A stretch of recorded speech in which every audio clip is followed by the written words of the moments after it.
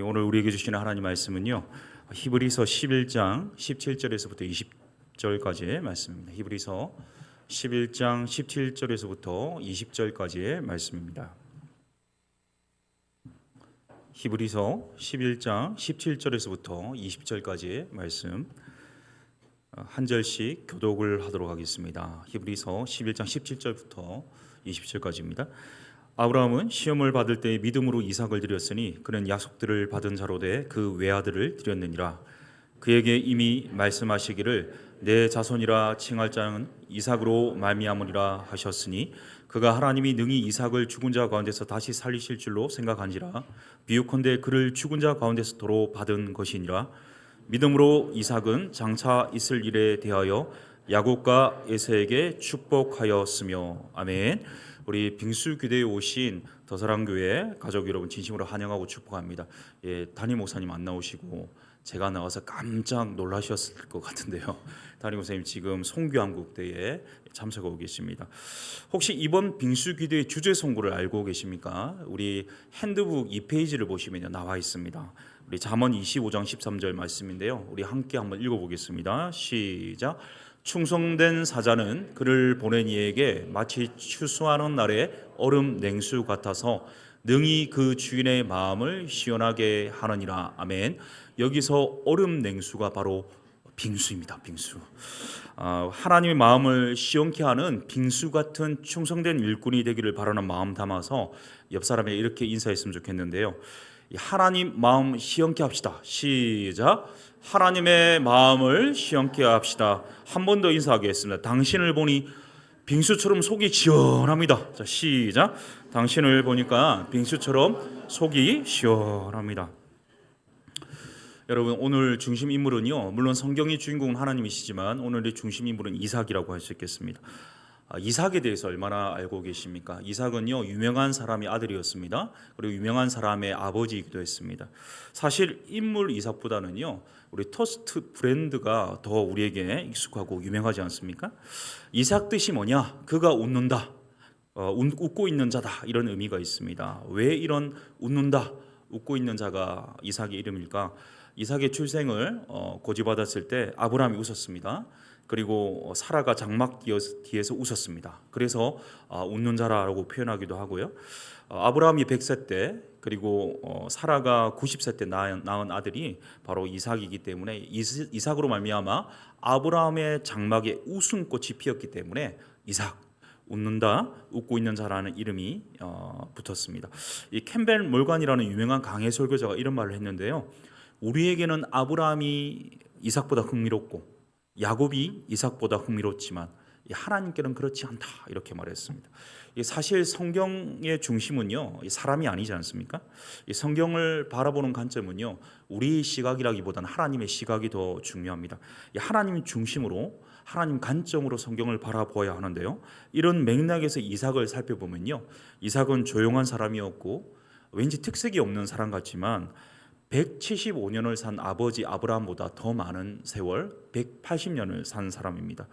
이 성경의 창세기에서요, 가장 긴 에피소드를 할애하는 것이 혹시 무엇인지 아십니까? 아브라함의 언약도 아니고 노아의 홍수 사건도 아닙니다. 놀랍게도 이삭의 러브 스토리가 창세기에서 가장 긴 내용입니다.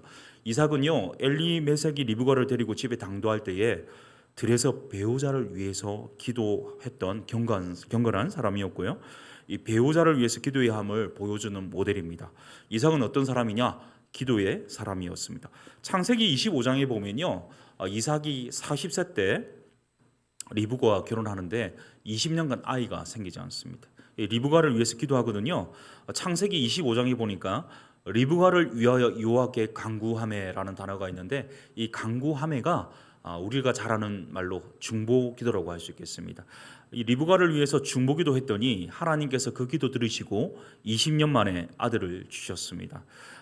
결국 이삭은요, 기도의 사람일 뿐만 아니라 중보기도의 사람이라는 것을 알 수 있게 되는데, 창세기 26장에서 이삭은 어떤 사람이냐? 농사를 지어 100배나 얻는 사람이었습니다. 많은 가축들은 주변의 사람들에게 부러움을 주기도 했고요. 여호와 일에 하나님을 의지했기 때문에 주변 사람들과 갈등을 피하면서 그들을 친구로 얻을 수 있는 능력을 이삭에게 하나님 허락해 주셨습니다. 이 아비멜렉이 이삭을 가리켜서 뭐라고 했냐면 여호와께서 너와 함께 계심을 우리가 분명히 보았도다 이렇게 선언하면서 언약 체계를 종용하기도 했거든요. 이삭은 기도의 사람이었고 중보기도의 사람이었고 무엇보다 하나님과 동행하는 사람이었습니다. 그 중에서 대표적인 이삭의 모습은 창세기 22장에 나오거든요. 그리고 27장에서 이삭의 안타까운 모습이 나오기도 합니다. 이삭의 생애를 한마디로 표현하자면 용두사미라고 할 수 있겠습니다. 오늘 우리가 읽었던 본문 17절부터 19절은요 창세기 22장이 배경입니다. 그리고 20절은요 창세기 27장이 그 배경입니다. 오늘 창세기 22장과 27장을 함께 살펴보면서 이삭을 통해 주시는 우리에게 주시는 믿음의 원리가 무엇인지를 깨달을 뿐만 아니라 그 믿음의 성장과 성숙을 통해서 하나님의 마음 시원케 하는 빙수 같은 믿음 소유할 수 있기를 간절히 바랍니다. 오늘 본문 17절을 다시 한번 읽습니다. 시작. 아브라함은 시험을 받을 때에 믿음으로 이삭을 드렸으니 그는 약속들을 받은 자로 돼 그 외아들을 드렸느니라. 아멘. 창세기 22장이 배경이라고 말씀드렸는데 1절 창세기 22장 1절도 한번 살펴보겠습니다. 같이 읽습니다. 그 일 후에 하나님이 아브라함을 시험하시려고 그를 부르시되 아브라함아 하시니 그가 이르되 내가 여기 있나이다. 아멘. 우리가 보통 예수님을 믿으면요 시험이 없을 줄로 기대합니다. 하지만 오히려 정반대로 우리가 믿음 생활을 더 잘하려고 하고 하나님 더 잘 믿기로 결단하는 순간부터요 오히려 시험의 강도는 더 가혹하게 세집니다. 올바르게 믿어보려고 할 때요 시험에 부딪히게 되는 경우가 얼마나 많은지 모르겠습니다. 우리가 교회를 얼마나 다녔고 모태신앙인지 아닌지 중요하지 않습니다. 어떤 이는요 그래서 믿음 한번 가져보기 위해서 기도원을 다닙니다. 또 집회에 참여합니다. 그리고 이 교회 저 교회 다닙니다.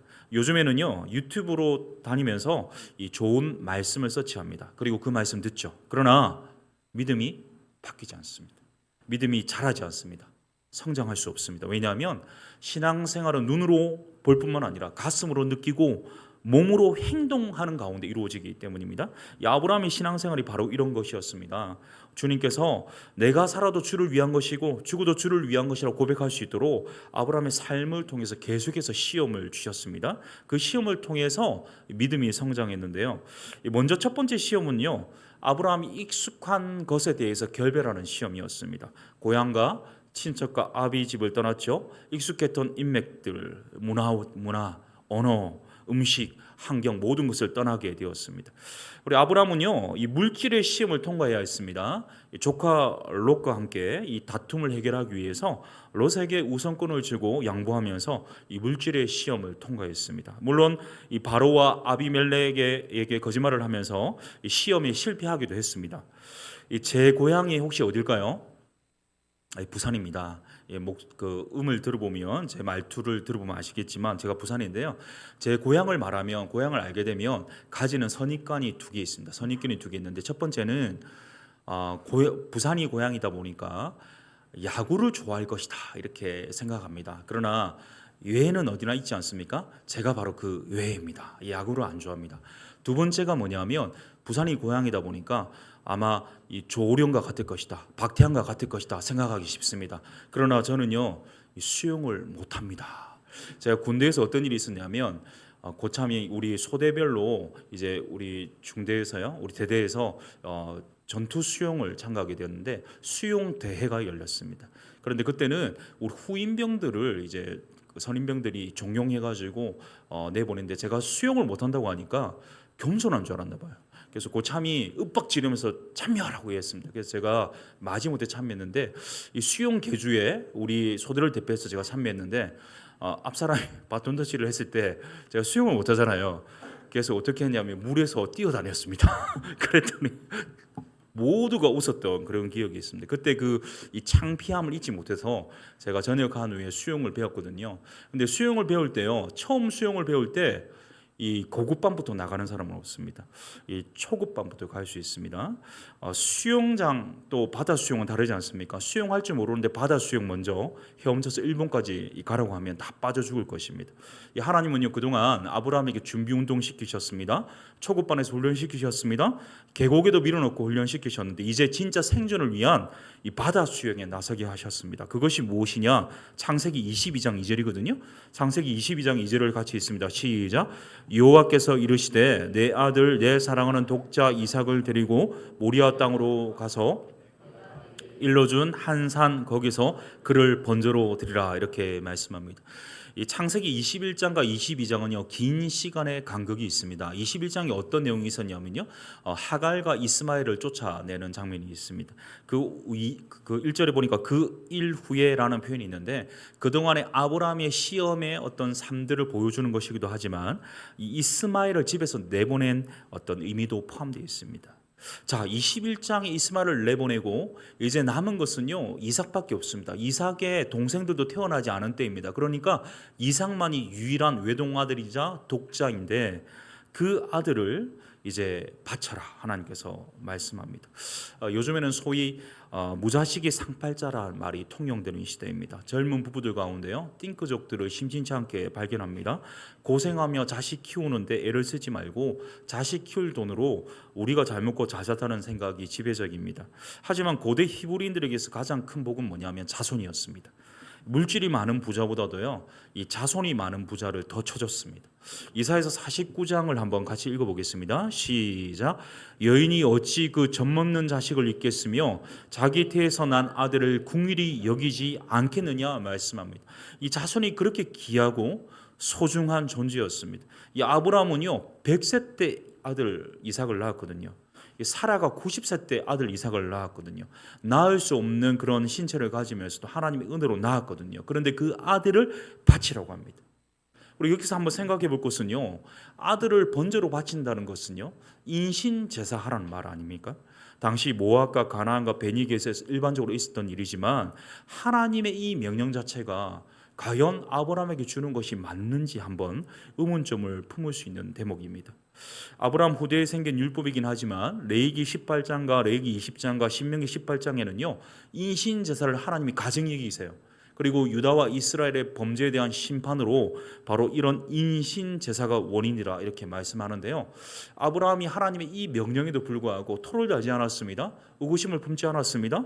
3절에 보면 오히려 아침에 일찍 일어나 하나님 일러주신 모리아 땅으로 향했다고 말씀하고 있는데 시편 119편 60절이 말씀하는 것처럼 주의 계명들을 지키기에 주의 말씀을 지키기에 신속히 하고 지체하지 않았습니다.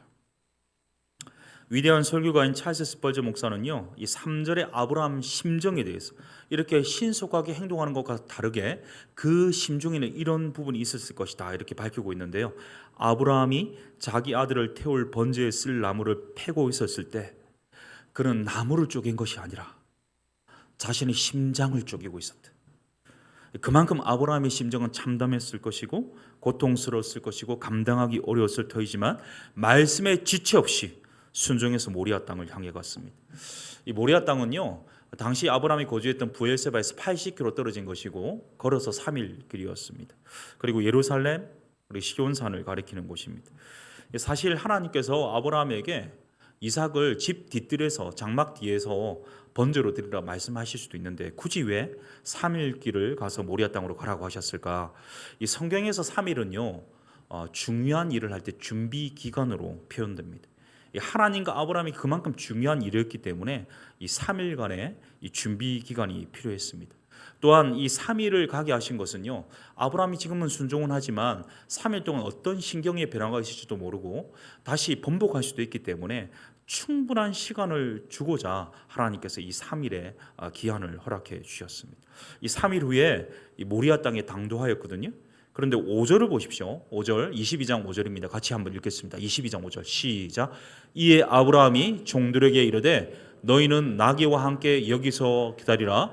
내가 아이와 함께 저기 가서 예배하고 우리가 너희에게로 돌아오리라 하고 아멘. 여기서 굉장히 놀라운 고백을 아브라함이 하고 있습니다.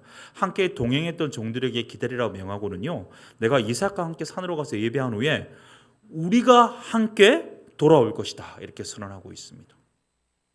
내가 혼자 돌아오는 것이 아니라 우리가 너희에게로 돌아올 것이다 이렇게 강조하거든요. 창세기 15장에는요 하나님과 아브라함의 대화가 나오는데요, 3절부터 6절에 보시면 아브라함이 내게 씨를 주지 아니하시지 않으셨습니까 이렇게 물었을 때 하나님께서 뭐라고 말씀하시냐면 그 씨가 네 씨가 아니라 너의 몸에서 날 자가 내 씨다 이렇게 말씀하십니다. 이 아브라함이 그 말씀을 믿어요. 자, 아브라함이 엘리에섹이 내 상속자인지를 물었을 때 아니다, 내 씨를 통해서만 날 자가 진정으로 너희 후손이 될 것이다. 그리고는 하늘에 셀 수 없는 별을 보여주시면서요 너희의 그 씨를 통해서 자손을 주겠다 이렇게 말씀하거든요. 아브라함은 그것을 믿었다라고 기록하고 있습니다. 오늘 우리가 읽었던 히브리서 말씀 11장 18절과 19절이 연결되는 말씀인데 18절 19절을 한번 같이 읽습니다. 시작. 그에게 이미 말씀하시기를 내 자손이라 칭할 자는 이삭으로 말미암으리라 하셨으니 그가 하나님이 능히 이삭을 죽은 자 가운데서 다시 살리실 줄로 생각한지라 비유컨대 그를 죽은 자 가운데서 도로 받은 것이니라. 아멘. 아브라함이 무엇을 믿었느냐면요, 주신 이가 하나님이시라면 취하실 분도 하나님이시는 것을 믿었을 뿐만 아니라 하나님이 더한 것도 주실 것이라는 것을 인정했습니다. 그러니까 하나님이 이삭을 통해 약속의 후손을 주신다고 하셨으니까 반드시 이삭을 통해 주실 것을 믿은 것입니다. 하나님 말씀을 온전히 믿었다는 겁니다. 이와 관련해서 로마서는 이렇게 말씀하거든요. 제가 읽습니다. 믿음이 없어 하나님의 약속을 의심하지 않고 믿음으로 견고해져서 하나님께 영광을 돌리며 약속하신 것을 또한 능히 이루실 줄을 확신하였으니 그러므로 그것이 그에게 의로 여겨졌느니라 말씀합니다. 아브라함은요 하나님 말씀을 온전히 완전히 믿었습니다. 그리고는 이삭과 함께 모리아산에 올라와서 제단을 쌓고 이 나무를 버려놓고 이삭을 결박하거든요. 그리고는 손을 내밀어 칼을 잡고 그 아들을 잡으려 했습니다. 레므란트가 그린 이삭의 희생이라는 이 그림을 한번 보여주시면요, 이렇게 잡고요 이 칼로 이삭을 내리치려고 하는데요, 그때 그 상황을 설명한 내용이 창세기 22장 11절 12절입니다. 말씀 띄워주시면 같이 한번 읽겠습니다. 시작. 여호와의 사자가 하늘에서부터 그를 불러 이르시되 아브라함아 아브라함아 하시는지라. 아브라함이 이르되 내가 여기 있나이다 하매 사자가 이르시되 그 아이에게 내 손을 대지 말라. 그에게 아무 일도 하지 말라. 내가 내 아들 내 독자까지도 내게 아끼지 아니하였으니 내가 이제야 내가 하나님을 경외하는 줄을 아노라 말씀합니다. 얼마나 다급했던지 여호와의 사자가 아브라함의 이름을 2번 부릅니다. 아브라함아 아브라함아. 그리고 아이에게 손대지 말라고 2번 반복해서 말합니다. 여기서 오해하지 말아야 될 것은요, 내가 이제야 네가 하나님 경외하는 줄을 아노라 하신 이 하나님 말씀입니다. 이 하나님 전지전능하신데 이제야 안다니 이게 도대체 무슨 말일까? 이것은 하나님이 지금에서야 아브라함이 하나님을 경외한다는 것을 알았다는 그런 표현은 아닙니다. 이 아브라함의 이 순종을 통해서 하나님께서 모든 사람들이 알도록 하나님이 이 아브라함을 경외하는 것이 모든 사람들이 확인하도록 그것을 표현했다는 표현입니다. 초등학교 1학년을 가르치는 선생님이 15 더하기 10은 25라는 이 답을 알고 있지 않습니까? 그럼에도 불구하고 15 더하기 12, 25가 어떻게 되는지를 하나하나 설명해 주면서 모든 학생들이 알게 되도록 하기 위한 것, 아브라함의 순종의 시범을 통해서 아브라함이 하나님을 얼마나 경외하는지를 드러나 확인해 주는 그런 표현입니다. 한편으로 이삭을 제물로 바치지 못하게 하시거든요. 13절을 제가 읽습니다. 아브라함이 눈을 들어 살펴본 중 한 수량이 뒤에 있는데 뿔이 수풀에 걸려 있는지라 아브라함이 가서 그 수량을 가져다가 아들을 대신하여 번제로 드렸더라. 이삭 대신 수량 제물로 그 하나님께 바치도록 하셨습니다. 당시 가나안의 예배 행위는요 인신 제사였습니다. 근데 그것이 그릇되다는 사실을 하나님께서 바로 잡아주셨어요. 이 사람이 아니라 아들이 아니라 수량을 대신해서 대속 제물로 바치게 하셨습니다. 이것이 우리가 잘 아는 여호와 일의 사건이죠. 여호와 일에 하나님이 스스로 보고 계시다는 뜻입니다. 또 한편으로 여호와 일에 하나님이 그렇기 때문에 스스로 준비하신다는 그런 표현입니다. 하나님이 스스로 보고 계시기 때문에 스스로 준비하십니다. 이 아브라함 믿음이 제일 잘 표현된 부분이기도 합니다. 이 아브라함 믿음이 얼마나 잘 표현되었든지 바로 이곳에 이후에 매일 제사를 드리는 솔로몬의 성전이 세워졌습니다. 이 믿음에 대한 이 놀라운 고백이 있는 사건이었고요. 하나님께서 여호와 이레 하나님으로 나타내 주셨습니다. 하지만 우리가 좀 주목해 보고자 하는 중심 인물은 아까도 말씀드렸다시피 이삭이지 않습니까? 이 스토리에서 이삭이 어떤 모습으로 나타나고 있는지를 한번 살펴볼 필요가 있습니다. 자, 모리아산 사건에서 이삭의 나이는요, 나무를 짊어지고 갈 수 있는 나이였습니다. 그리고 아브라함에게 똑똑한 질문을 할 수 있는 나이였습니다. 유대인의 전승 중에는 이삭의 나이가 37세였다 이렇게 말하기도 하는데, 일반적인 해석으로는 10대 청소년이었다 이렇게 표현해 봅니다. 이 아브라함은요, 지금 현재 나이가 몇 살이냐면 115세입니다. 자, 이삭이 번제나무를 들고 아브라함과 함께 모리아산을 향해 올라가거든요. 그때 이삭이 아브라함에게 묻습니다. 22장 7절에 기록되어 있습니다. 22장 7절입니다. 같이 읽습니다. 시작. 이삭이 그 아버지 아브라함에게 말하여 이르되 내 아버지여 하니 그가 이르되 내 아들아 내가 여기 있노라. 이삭이 이르되 불과 나무는 있거니와 번제할 어린 양은 어디 있나이까? 이 번제할 어린 양은 어디 있나이까? 굉장히 예리한 질문을 하고 있습니다. 아브라함은요, 번제할 어린 양은 하나님이 자기를 위하여 친히 준비하실 것이다 이렇게 대답하거든요. 이삭이 이런 의문을 품었던 것은 이삭도 지금 상황이 이상하다고 여겼기 때문일 것입니다. 자, 그런데 이삭의 모습이 너무나도 이상합니다. 우리 9절을 함께 읽습니다. 9절입니다. 시작. 하나님이 그에게 일러주신 곳에 이른지라 이에 아브라함이 그곳에 제단을 쌓고 나무를 버려놓고 그의 아들 이삭을 결박하여 제단 나무 위에 넣고. 아멘. 제가 조금 전에도 말씀드렸듯이 이삭은요, 지금 혈기왕성한 10대 청소년입니다. 10대이긴 하나 성인처럼 신체가 부족한 것은 없습니다. 자, 이삭은요, 노쇠한 115세의 아버지입니다. 자, 그런데 그 아버지에게 수족이 묶였습니다. 이 손발이 결박됐습니다. 자, 그리고 자신의 몸 위로 칼이 내리꽂히는 순간인데요, 이 성경 어디에 찾아보아도 반항했다는 표현이 없습니다. 또는 소리를 질렀다는 표현이 한 군데도 찾아볼 수 없거든요. 자, 지금 이삭의 이 모습은요, 예수님의 모형으로 이 자리에 있습니다. 예수님을 생각나게 합니다. 마태복음 16장 24절에 예수님께서 제자들에게 이렇게 말씀하신 대목이 있습니다. 누구든지 나를 따라오려거든 자기를 부인하고 자기 십자가를 지고 나를 따를 것이니라.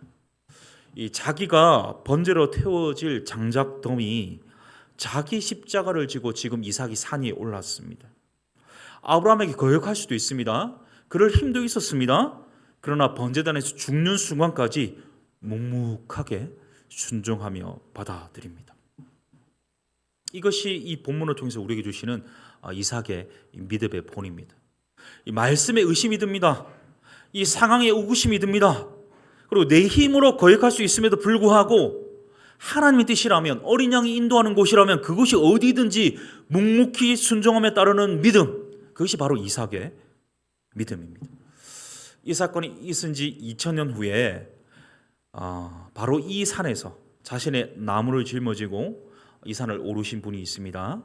충분히 힘이 있고 능력이 있음에도 불구하고 모든 상황을 수용하고 예수님, 하나님의 뜻에 죽기까지 순종하며 십자가에 죽으신 분, 바로 예수님이십니다.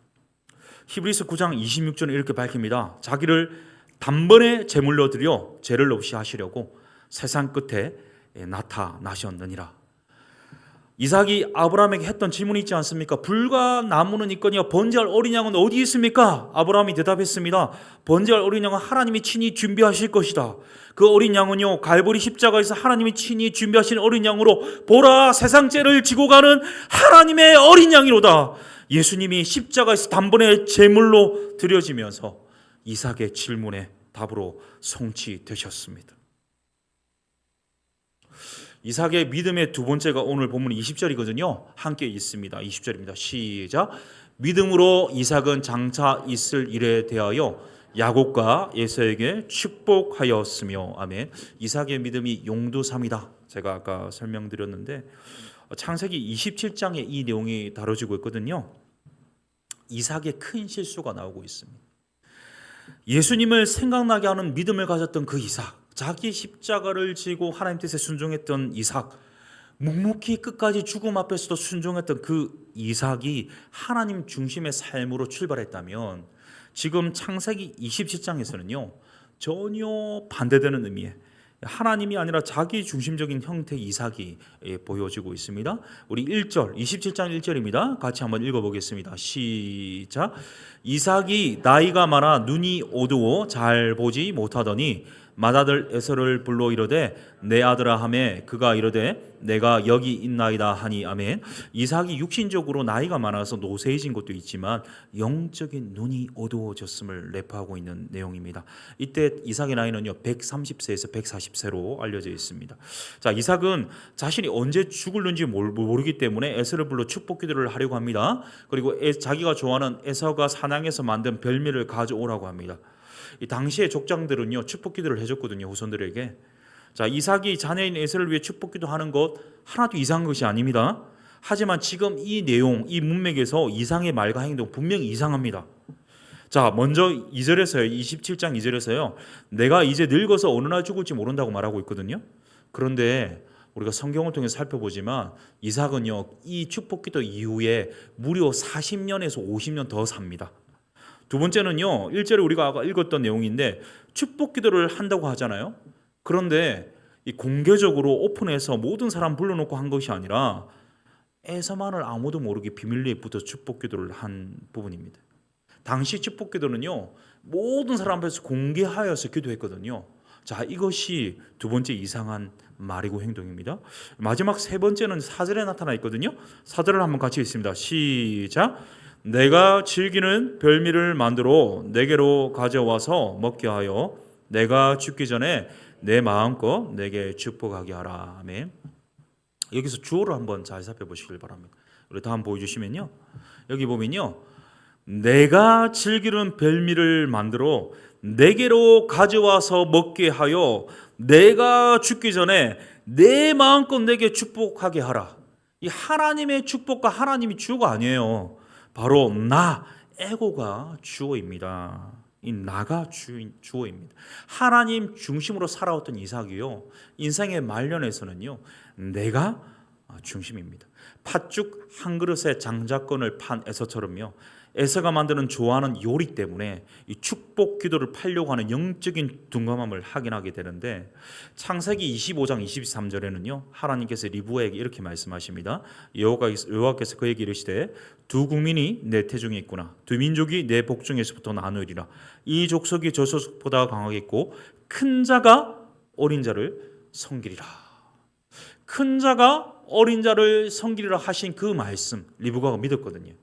그러니까 지금 이렇게 에서를 비밀리에 불러두고 자기가 별미를 먹으면서 축복 기도를 하려고 하는 이 이삭의 행태가 잘못됐다는 사실을 알았습니다. 리브가는 하나님 말씀을 알기 때문에, 이 말씀을 믿기 때문에 말씀이 올바르게 이루어지기를 소원했습니다. 자, 그래서 어떤 행동을 하냐면 야곱과 함께 이 계략을 꾸미게 됩니다. 우리 7절을 보십시오. 7절이 같이 한번 읽겠습니다. 시작. 나를 위하여 사냥하여 가져다가 별미를 만들어 내가 먹게 하여 죽기 전에 여호와 앞에서 내게 축복하게 하라 하셨으니. 자, 이거 지금 리브가가 이삭이 에서에게 했던 말을 다시 재해석해서요 야곱에게 들려주는 부분인데요, 아까 에서가 했던 말과 이 7절과의 차이점이 있습니다. 아까 4절은요 이삭이 계속해서 내가 표현을 했는데, 7절을 보시면요 리브가가 이 이삭의 말을 야곱에게 전달할 때는 뭐라고 표현하냐면 중간에 중요한 단어가 있습니다. 바로 여호와 앞에서라는 표현입니다. 리브가는요 하나님 말씀 믿었을 뿐만 아니라 하나님 앞에서 하나님의 축복이 하나님의 뜻대로 이루어지기를 소원했던 사람입니다. 자, 그래서 염소 새끼 2마리로 이삭이 좋아하는 별미를 만들어서 야곱에게 가져가게 하고 축복을 받게 하거든요. 자, 이 모든 일들은요 영적인 이삭이 둔감해져서 하나님 중심이 아니라 자기 중심으로 그 영적인 가장 역할을 제대로 하지 못해서 빚어진 일입니다.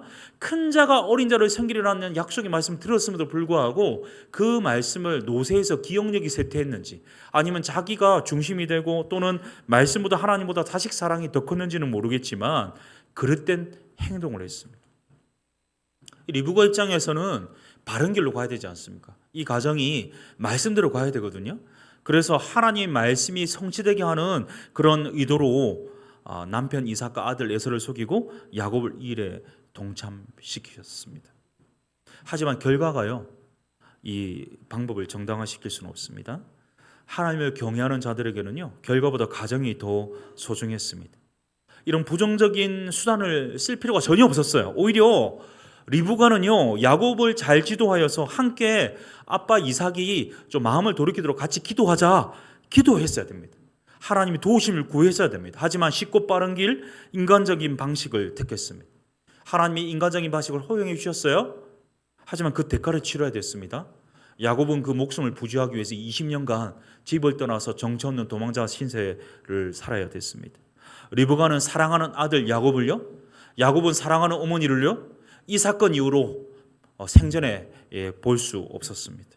아버지를 속였던 야곱은 훗날 자식들이 자신을 속이는 그런 일을 당해야 했습니다. 이삭이 야곱에게 축복을 한 후에 에서가 때마침 돌아왔거든요. 그리고 울며 불며 매달립니다. 그러나 그토록 사랑하는 에서가 애원했음에도 불구하고 이삭은 냉정하게 에서를 따돌리면서 마지못해 기도를 했지만 그 기도는 축복 기도가 아니라 야곱에게 해주었던 축복 기도와 정반대인 저주 기도에 가까웠습니다. 자, 이삭은요, 말년에 그릇된 믿음의 삶을 살았습니다. 도무지 이 믿음대로 살았다는 것을 볼 수가 없어요. 하지만 그가 할 수 있는 유일한 일을 했습니다. 그것이 무엇이었습니까? 바로 후손을 위해 축복하는 권위를 행사했습니다. 그리고 결국 야곱에게 하나님의 그 축복이 승계되었습니다. 사랑하는 성도님 여러분, 오늘 우리는 히브리서와 창세기의 말씀을 통해서 이 모든 것 위에 섭리하시고 다스리시는, 지금 지켜보고 계시는 하나님, 여호와 일의 하나님, 모든 것 준비하시는 하나님을 만납니다. 그리고 자신의 가장 귀한 것을 기꺼이 내려놓는 아브라함의 믿음도 볼 수 있었습니다. 하지만 그럼에도 이삭을 통해 주시는 두 가지 믿음의 중요한 의미가 있었습니다. 첫 번째는요, 내 힘이 있어도, 내가 능력이 되어도, 때로는 의심이 들고 의구심이 들어도 하나님 말씀에 묵묵히 끝까지 순종하는 믿음, 그런 순종의 믿음이 우리에게 요구된다는 사실입니다. 두 번째, 이삭이 영적으로 동감해졌고 하나님보다 자기중심적인 말년을 살았음에도 그가 해야 했던 가장 중요한 일, 바로 자녀를 위해 축복 기도하는 영적 기쁨으로서의 믿음입니다. 자녀 세대를 위해, 후손을 위해서 기도하는 믿음이 우리에게 요구됩니다. 어떤 말씀이라도 기꺼이 순종하는 믿음, 그리고 자녀를 위해, 다음 세대를 위해 영적인 건의로 기도하는 믿음을 통해서 오늘 히브리서 11장 20절이 말씀하는 것처럼 장차 있을 일, 곧 내일을 준비하시는, 하나님 마음 시원케 하는 빙수 같은 믿음 소유하시는 믿음의 사람들 되실 수 있기를 예수님의 이름으로 축복합니다. 우리 함께 오늘 말씀을 기억하면서 한번 기도했으면 좋겠는데, 한번 이 찬양하고요, 한번 하나님께 기도했으면 좋겠습니다. 우리 주